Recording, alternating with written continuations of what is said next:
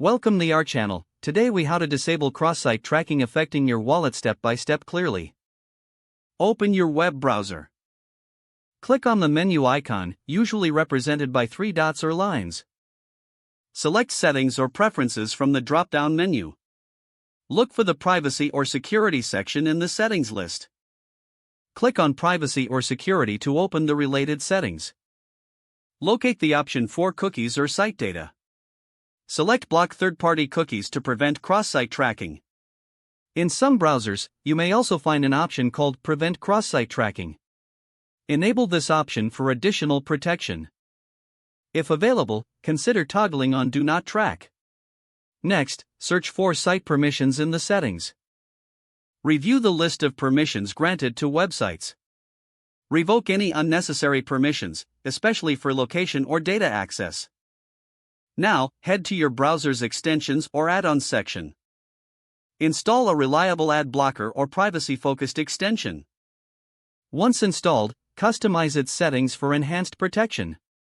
Finally, clear your browser's cache and cookies for good measure. Regularly review and update your privacy settings for ongoing protection. You are now better equipped to disable cross-site tracking affecting your wallet.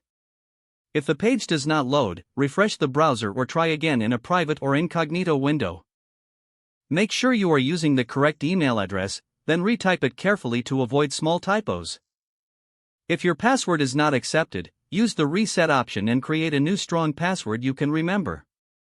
Check your spam folder for verification or security emails, then complete any requested confirmation steps.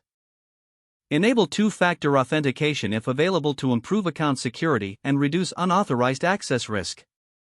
After signing in, review your profile details so your contact information and settings are accurate and current. If you see an error message, note it down and try again after restarting your device and internet connection. Log out when you finish, especially on shared devices, to keep your account and payment information. If the page does not load, refresh the browser or try again in a private or incognito window. Make sure you are using the correct email address, then retype it carefully to avoid small typos. If your password is not accepted, use the reset option and create a new strong password you can remember.